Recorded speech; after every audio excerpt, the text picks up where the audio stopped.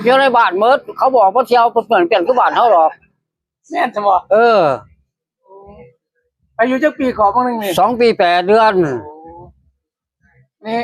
ผู้ชาวบ้านเขาบ่มีเนาะบ่มีแต่แขกต่างประเทศพวกเนี่ยมาร่อนพวกฟิลิปปินส์เห็นอยู่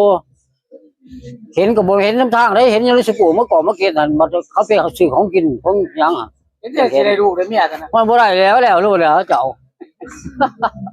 เมืองเขาบ่สิได้ไปอยู่ถึง8 ปีเขาจะให้ขึ้นทันทาสได้พูดภาษาเขาได้ก็จำเฮาบ่ได้แอบหรอกยันว่าไปเฮ็ดงานในยามแรงสิออกไปเที่ยวไปยังโอ้ยบ่มียามแรกมันจะอยู่แคมป์ไฟแคมป์มันสิได้ซั่นนะคนบ้านเขานี่ไปไหนคนบ้านเขาหันเขาก็อยู่ในบ้านเลยเขาบ่ได้ออกมาเด้มีอาหารคนนี่ก็มีลูกอยู่หันชุดๆแหน่นอยู่หันละมีอาหารคนอยู่บ้านหลังเดียวหมดบ้านเขาหันเขาบ่ผิดกันบ่มีผิดสิผิดหม่องใดพวกเขามีอาหารคนนี่คนใช้ผู้นึงผู้หญิงคนชายผู้ชายผู้นึงเพื่อขับรถผู้หญิงซักผ้าให้กินบ้านเขาสนุกสบายพวกเมียเขาบ่เฮ็ดหยังหรอกนอนอย่างเดียวคือว่าบ้านเขานี่มีเงินเดือนบ่สุคนบ่ห้วยมันแต่ออกวิทย์ท้องมาก็ได้โดดแล้วเงินเดือน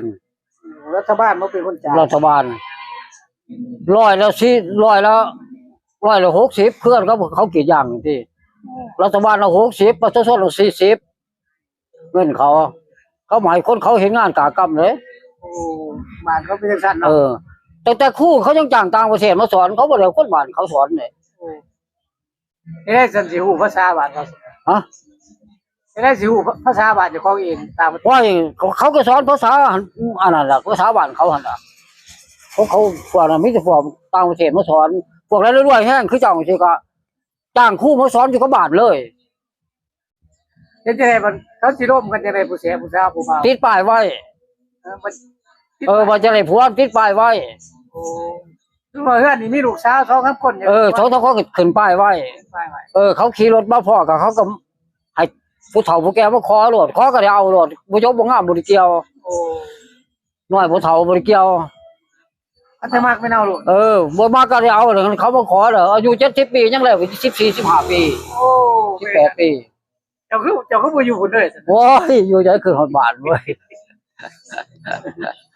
คือฮอดบ้านมื้อใดก็แน่แต่ทางมื้อใดรอมันสิฮอดเดือนสิ้นปีแล้วเหลือหลายแต่บ่มาไปเฮ็ดงานมันสิเหลือหยังแล้วทำงานเดือนละ1,000เหรียญบ่เหลือเฮ็ดจังได๋ไปทางใดก็บ่ได้ไปเฮ็ดแต่งานมันก็เหลืออยู่ดอกบ่ใส่หนี้ใส่สินซ้ำไปซ้ำมาค่าไปค่ามาก็หมดเป็นแสนกว่า